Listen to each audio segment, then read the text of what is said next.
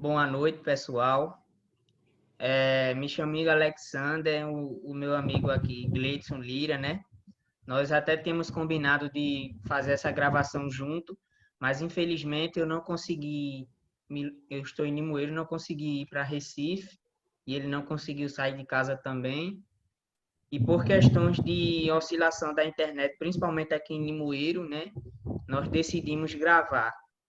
Antes de começar também a apresentação, a nossa amiga Ana Kelly, ela não conseguiu ficar disponível para realizar a gravação. Então, ela achou melhor apresentar amanhã, no caso seria hoje, o que vocês estarão assistindo, a parte de Siriguela, né? E eu e Gleitson ficamos responsáveis por apresentar a parte da goiabeira, né? Então, a gente vai dar início aqui, eu vou fazer o compartilhamento da tela, só um instante.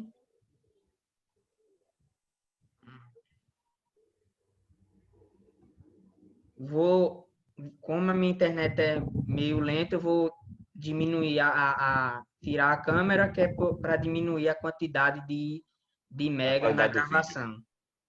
Porque quando tá a imagem, às vezes sai em HD, essas coisas.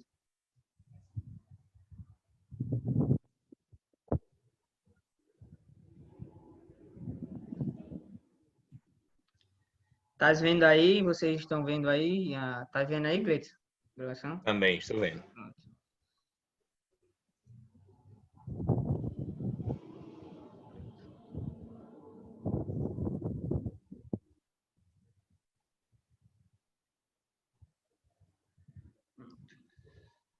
Novamente, boa noite, né?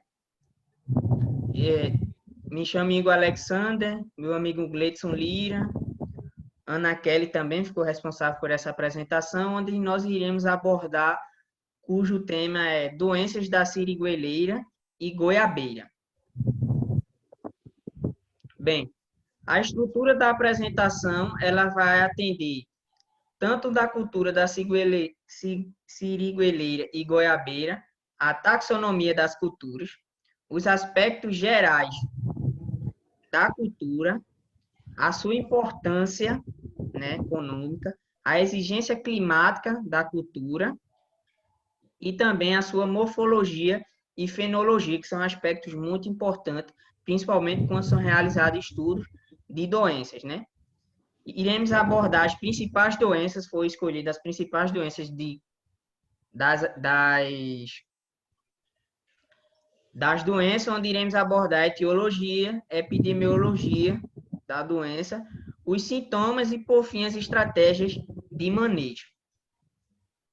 Iremos falar inicialmente sobre a goiabeira, né?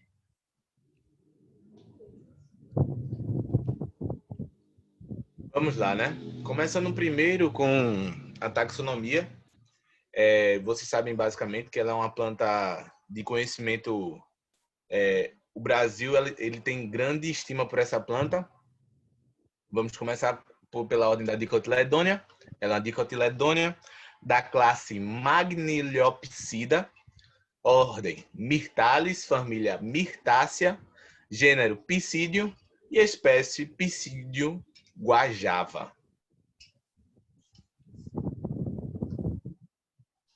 Ela possui grande valor nutritivo. Quando eu achei essa informação, é bom a gente abreviar que ela é uma planta, ela é um fruto, apesar de não ser... ter um bom consumo, mas não, as pessoas não dão a devida importância para ela. Ela tem uma energia muito boa, ela dá muita energia, dá uma quantidade razoável de sais minerais, cálcio e fósforo, quando comparada a 100 gramas quando comparada a qualquer outra fruta. Ela é rica em vitaminas como A e B, tiamina e B2, riboflavina, B6, piridoxina. Em matéria de vitamina C, que é bom a gente ressaltar essa parte, ela tem poucos rivais, ou seja, ela trabalha melhor a vitamina C. Em estudos, vários estudos científicos falam isso, que ela trabalha melhor a vitamina C, tem mais concentração de vitamina C quando comparado à mesma quantidade de acerola.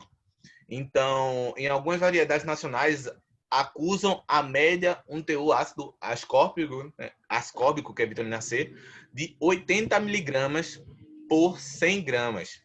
Fruta usada durante a Segunda Guerra Mundial, esse aspecto histórico é muito importante ressaltar, porque ela era utilizada principalmente como proteína, né? Como fonte de alimento para os soldados durante a guerra.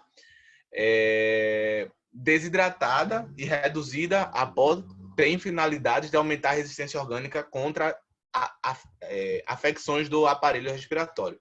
Ou seja, ela é uma fruta muito bem difundida no Brasil, nós temos um potencial muito grande com ela, e ela também tem um potencial um valor nutricional muito interessante para todos nós.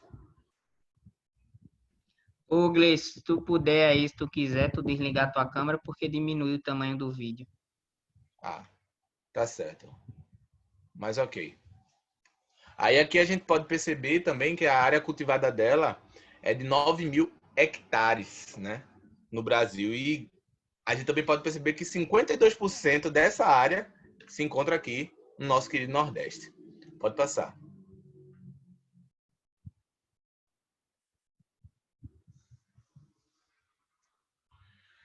Morfologia e fenologia da planta. Aí vamos lá. Características da planta. É uma árvore que é mais ou menos entre 3 a 5 metros. Ela também pode passar um pouco de 5 até 7 metros, mas além disso, o potencial produtivo dela é diminuído, até porque nós sabemos que no final, né, como agrônomos que somos, no final conta muito também como a gente vai colher os frutos. E quando ela é muito alta, gera um gasto onerado no colhimento. Então, de 3 a 5 metros é uma planta interessante para ser trabalhada, tortuosa, esgalhada, de casca lisa, delgada, ligeiramente amarga, castanho arroxeada, que se desprende em lâminas. Folhas. As folhas têm um aspecto bem característico da própria goiabeira, oblongas ou elípticas, opostas, curto-pecioladas. Isso tudo é a filotaxia. Ligeiramente grossas, coriáceas, de cor verde ou verde amarelada, ligeiramente lustrosa na face superior. Flores bem perfumadas, é interessante também ressaltar isso, brancas, axilares, solitárias ou em pedúnculos, de duas ou três folhas. Duas ou três flores. Frutos de baga globosa, ovoide ou piriforme, de 4 a 12 centímetros de comprimento, coroado pelo cálice, comumente de cor amarelada na maturação. É o aspecto característico da planta madura, ela é amarelada. Polpa suculenta, variando de cor brancacenta ou amarelada, arrosada ou avermelhada, de sabor doce ou ácido. E ela com certeza contém muitas sementes. Quem aqui já não comeu uma goiaba e já mordiscou sem querer uma semente? Pode passar. As exigências. Ela é uma planta rústica. Isso é bem interessante a gente trabalhar isso, porque devido ao seu potencial, ela tem um potencial muito grande no Nordeste, principalmente por causa disso. Planta rústica, nativa de regiões tropicais, podendo se estabilizar em regiões subtropicais. Ela pode se estabilizar, mas o foco dela, claro, é na região tropical. Até 1.700 metros de altitude, que são os estudos no qual mostram a maior altitude que ela se demonstrou ter uma produção mínima. 2 picos de oferta nós temos aqui, principalmente no Brasil, que se encontra de agosto a outubro, e janeiro a abril. Trabalha numa temperatura ideal de 25 a 30 graus e tem uma exigência muito grande de fotoperíodo.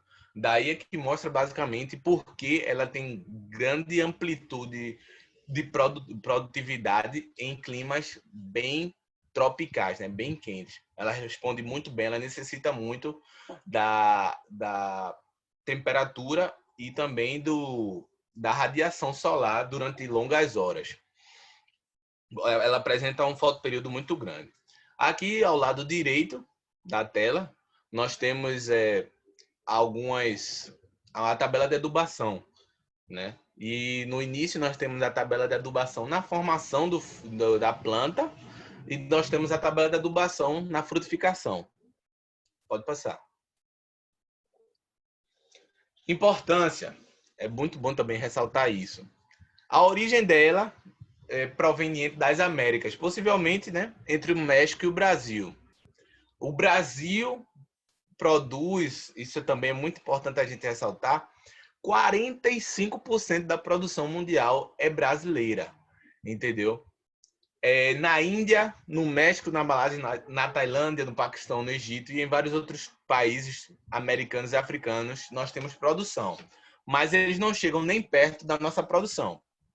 O fruto típico é tamanho médio, entre 118 a 470 gramas. Infelizmente, e aí é que nos deixa triste, é que ela tem pouca expressão mundial. Né? Ela não é muito conhecida na Europa, que são os maiores importadores de frutas. Então, quando em comparação com a banana, a manga e o melão, ela deixa a desejar não aqui, mas lá fora. Né? Não temos tanto poder de exportação. Os 45% de produção mundial, que eu vou falar no futuro, é que nós consumimos nossa própria produção. A preferência do mercado externo, como eu falei, é pela fruta de polpa branca. E já nós, mercado interno, né? Eu mesmo acho que eu nunca vi mesmo uma polpa, uma goiaba de polpa branca. Mas nosso mercado interno, ele é comercializado a fruta de polpa vermelha. É elevado o teor nutritivo, como falei no slide anterior, excelentes propriedades organolépticas e alto rendimento por hectare, chegando a 80 quilos com muita facilidade, tendo um manejo integrado interessante. Você tendo um manejo integrado bem trabalhado na propriedade, ela pode chegar facilmente a 80 quilos por hectare, 80 quilos anuais, 80 quilos anuais de produção de goiaba por planta. A polpa é de elevada qualidade industrial, ou seja, ela tem um proveito muito interessante quando é trabalhado na indústria. Pode passar. Agora vamos para o nosso querido colega Igor, para explicar o resto. Bem, agora vamos falar sobre a doenças da goiabeira, né? Que se não houver realizado de forma correta ou preventiva, essas doenças elas chegam a acarretar grandes prejuízos econômicos para o produtor, né? Devido à baixa produtividade que vem por conta dessas doenças. Então, as principais doenças na goiabeira seriam a ferrugem da goiabeira, o mofo cinzento, a antracnose e a seca dos ramos da goiabeira. Bem, a ferrugem, cujo agente causal é a Puccinia piscidae, ela chega a causar perdas de 80% a 100% dos frutos da goiaba. Ela é uma doença muito importante, né, sendo a ferrugem considerada a mais importante que causa a doença na goiaba. Ela afeta várias partes da planta, como as folhas, os botões florais, frutos e ramos. Essas folhas e ramos, elas apresentam manchas necróticas, como a gente pode observar aqui, né, nessa imagem, né? Ela é um parasita obrigatório.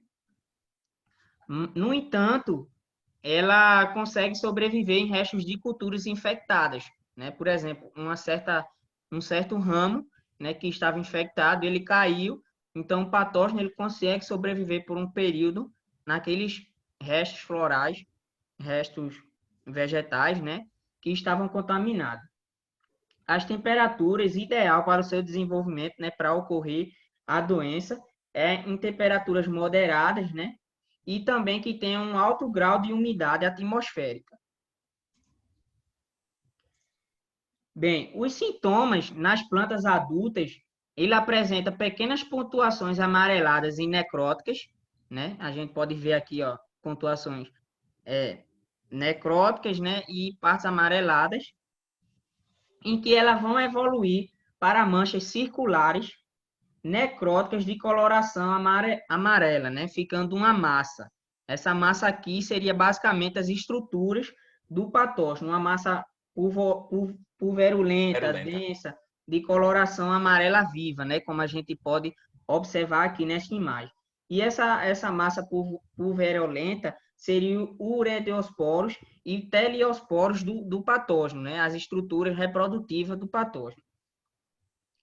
E com o desenvolvimento dessa doença, ela chega a causar a morte e queda dessas folhas e frutos, né? Os frutos, quando eles são atacados, infectados, né? Nas primeiras fases de desenvolvimento, eles caem em grandes quantidades. E esses frutos que são infectados e continuam na planta, eles posteriormente são mumificados e ocorre a sua queda, né? No caso das flores e botões florais atacados, é possível observar lesões circulares de diâmetro variável, recobertos por uma massa pulverulenta, como eu havia dito, seria a estrutura reprodutiva do patógeno, né? Que tem uma coloração amarela. Bem, a ocorrência e disseminação dessa doença, ela se dá devido em condições de alta umidade do ar, né? Principalmente em variedades susceptíveis a esse patógeno. As plantas suscetíveis, como, por exemplo, seria desse gênero, né? Dessa espécie. E principalmente também sementes contaminadas, né? Elas servem de fonte de inóculo para ser disseminadas principalmente em áreas que não têm a ocorrência do patógeno. O controle, basicamente, é feito através do arejamento e insolação do pomar, né, através de podas e desfolhas. Realizar poda em períodos em condição climática desfavorável à ocorrência dessa doença. É recomendado fazer uma adubação adequada, né, seguindo o acordo, a análise do solo que você faz na área, né, evitando também o excesso de adubação nitrogenada, porque vai favorecer, né, a condição para o patógeno. Recomenda-se também a erradicação das proximidades dos pomares que tenham variedades muito suscetíveis, porque vão servir de fonte de inóculo, né, para o patógeno.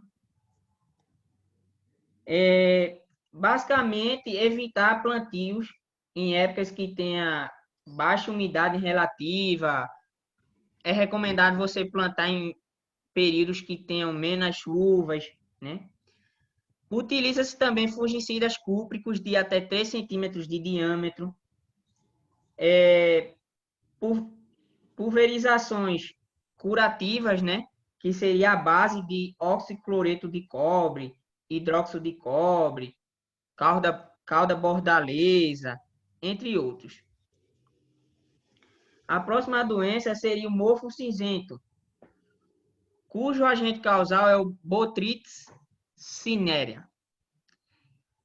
Ele ataca diversas espécies. Ele tem como hospedeiro diversas espécies vegetais, o que isso vem a ser um problema, né? E ele, quando ataca a planta, ele ataca em todas as fases de desenvolvimento.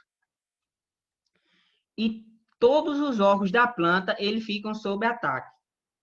E ele é uma importante doença, principalmente depois colheita. Esse patógeno, ele ataca toda a parte da planta, mas ele afeta, tem grandes prejuízos econômicos, principalmente na pós-colheita, né?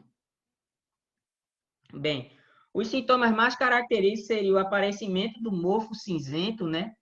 Em várias partes da planta, como a gente pode ver aqui no fruto, nos ramos, nos folíolos, e vai atacar folhas, brotos, cálices jovens, frutos, enfim.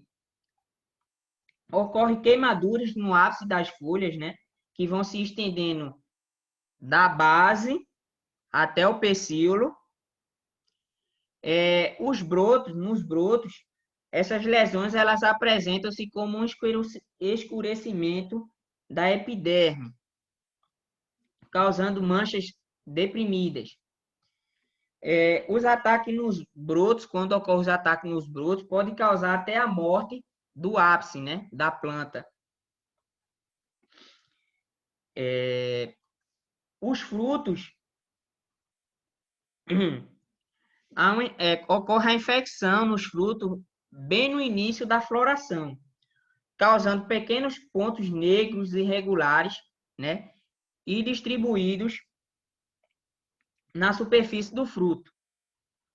O cálice, quando é infectado, pode apodrecer e desprender-se e causar posteriormente a queda desse fruto.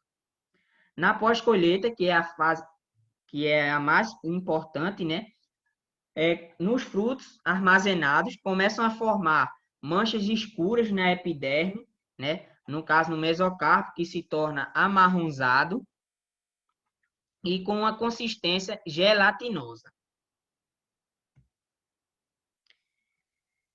A ocorrência e disseminação desse patógeno, ele se dá basicamente pela alta umidade do ar e principalmente por meio de sementes contaminadas.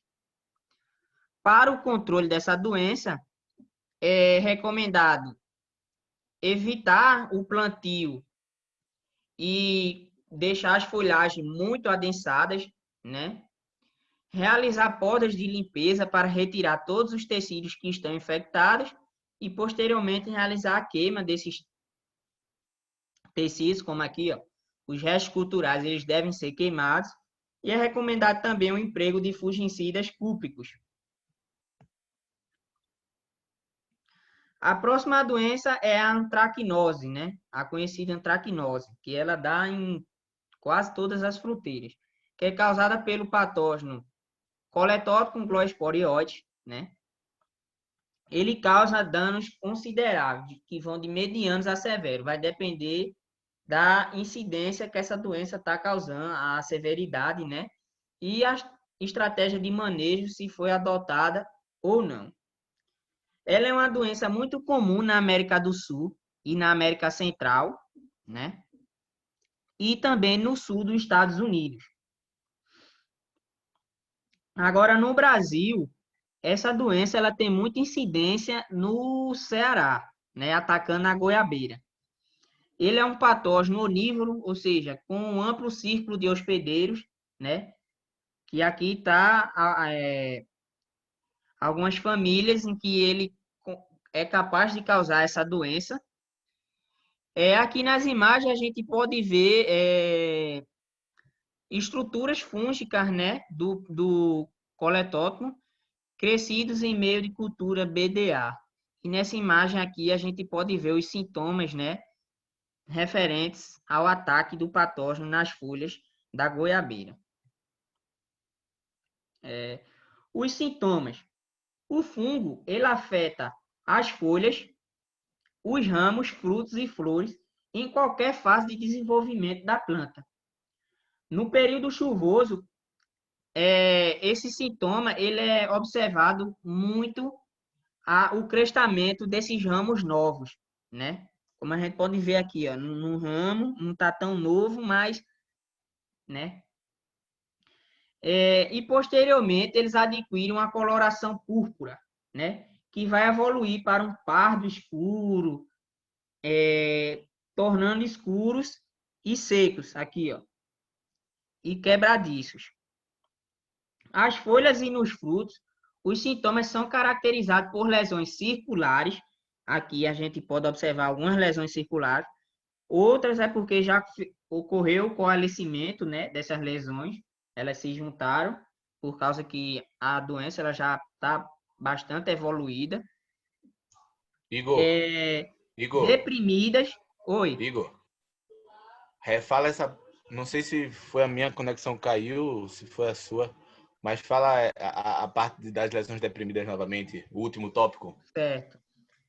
Como eu havia dito, né, as folhas e nos frutos, os sintomas são caracterizados basicamente por lesões circulares, né, como a gente pode observar aqui, essas lesões circulares e deprimidas. Aqui a gente pode ver ó, uma lesão deprimida, circular, não está tão circular porque a lesão aqui já começou a coalescer, né, devido à incidência da doença, ela já está um pouco acelerada aqui.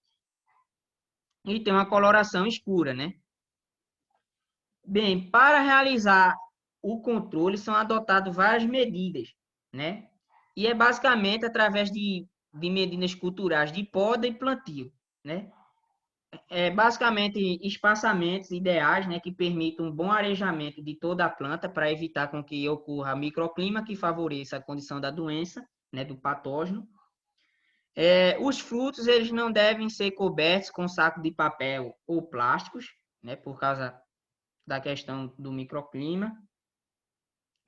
E retirar do plantio qualquer parte da planta que demonstre os sinais ou sintomas do patógeno. Aí é realizada a poda, né, retira do local e faz a queima. Tanto restos culturais também. A ocorrência e disseminação desse patógeno. Esse patógeno ele é disseminado basicamente por ferimentos, né, que são causados por insetos e também por lesões que são feitas durante o manuseio do homem para fazer algum tratamento na cultura, né? A temperatura ideal para infecção e desenvolvimento desse patógeno, ele gira em torno de 22 a 25 graus Celsius, né? E a ocorrência da formação de acéfalos, né? Com setas, que seriam basicamente com conídeos e alíneos, né? E unicelulares. Eles são protegidos por uma massa mucilaginosa de coloração laranja e que é utilizado como uma estrutura, né? Uma fonte de inóculo do patógeno para posteriormente fazer a disseminação desses conídeos. O controle dessa doença ela é feita basicamente, primeiramente, você vai ter que montar o seu pomar, né? É recomendado longe de locais que tenham incidência da antracnose.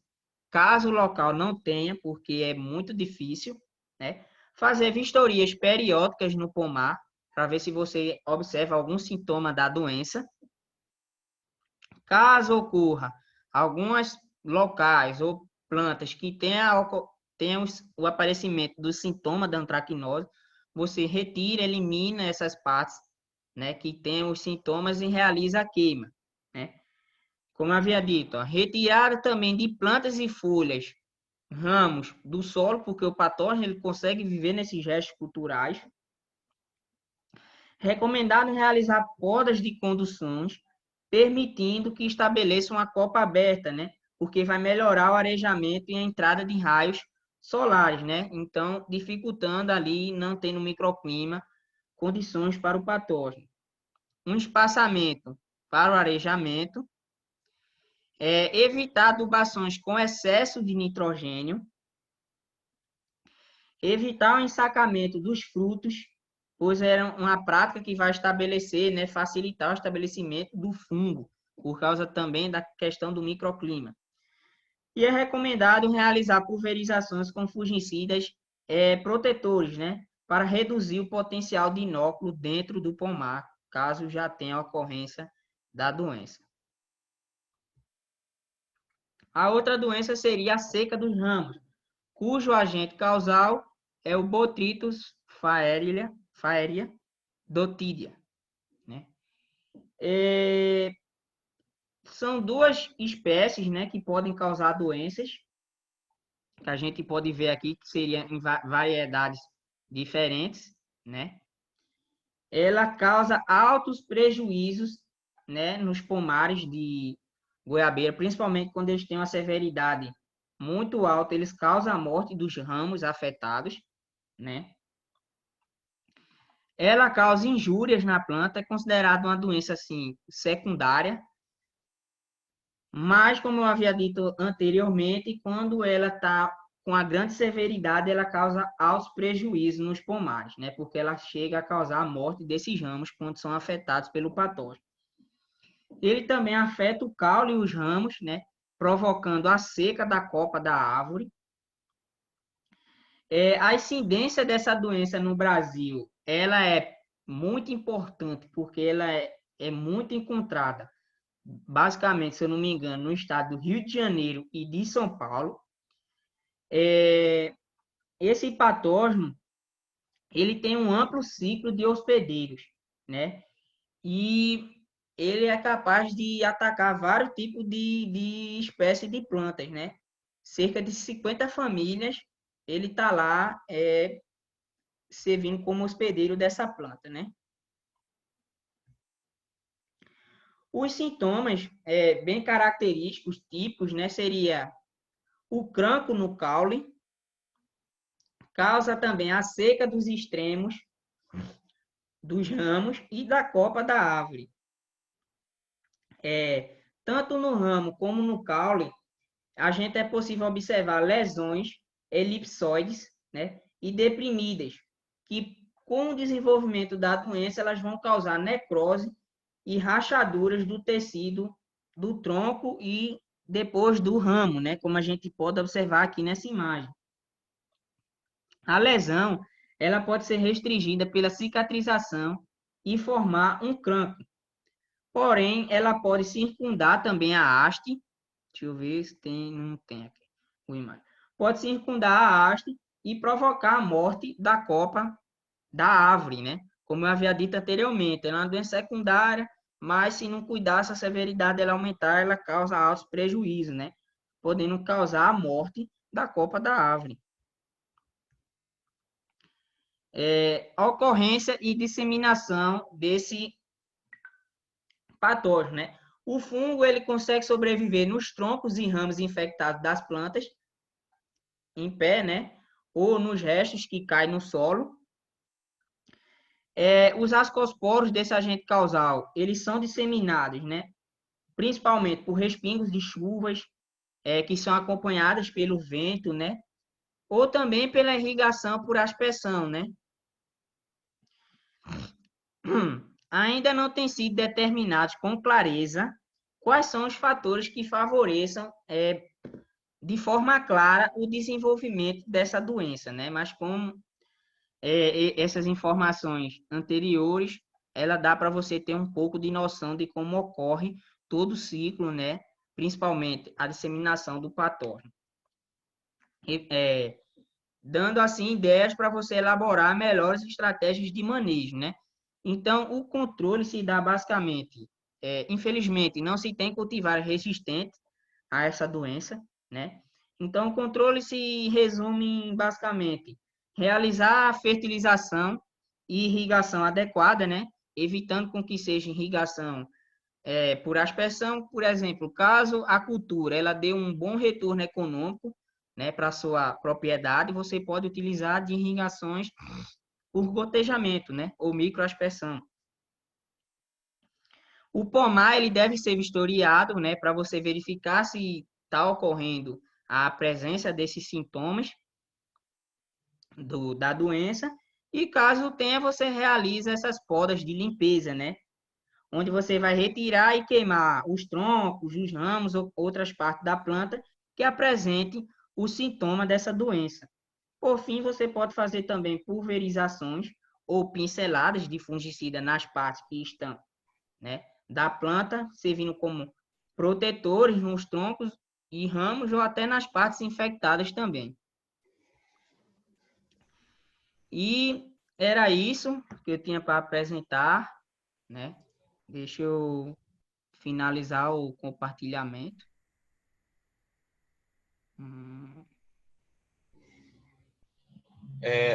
Antes de nós terminarmos a apresentação, é importante ressaltar que a maioria das doenças que nós apresentamos aqui, é claro, são infindáveis, tem muitas outras, mas essas são as mais importantes.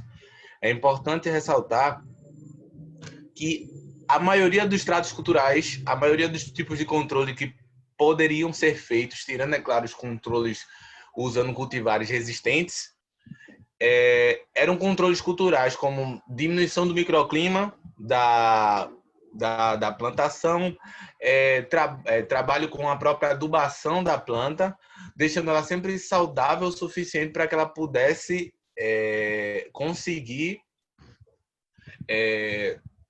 se manter quanto aos patógenos que podem estar infectando ela. Gostaria de agradecer a oportunidade de estar explicando aqui a doença e será agradecer ao professor por essa oportunidade e que venham muitas outras. Igor, tem alguma coisa para falar aí? As minhas palavras são a palavra de inglês. Gostaria de agradecer, né, ao pessoal pela atenção. Se vemos amanhã, né? Qualquer dúvida, estamos à disposição, tanto no e-mail como também na aula, para tirar. E Uhum. amanhã a Ana Keller vai estar apresentando de forma síncrona, né, ao vivo, a apresentação sobre o restante, que seria seringueleira. Isso. Um OBS. Tu vai falar, um OBS, rapidinho. Foi muito complicado quanto a fazer o slide de Siriguela, porque como não tem estudos muito bem firmados, até a própria palavra sirigueleira tem mais de 4 alternativas para você trabalhar a mesma palavra. Então, muitas vezes no slide, vocês vão ver algumas diferenças. Não são erros, viu, pessoal? Não são erros. Na verdade, a siriguela é bem complicado para você utilizar um estudo que trabalha apenas... Não foi formatado o nome de tal forma. Siriguela com C, com S, com E, com I, em ambas... Em múltiplas formas de se construir a palavra. Pode continuar. É isso. Vou dar encerramento para a gravação não ficar muito grande. 1 mega, porque a internet aqui não ajuda. E vou tentar upar no YouTube e também tentar enviar para o professor pelo Google Drive. É isso. Obrigado pela atenção novamente e boa noite a todos vocês. Boa noite.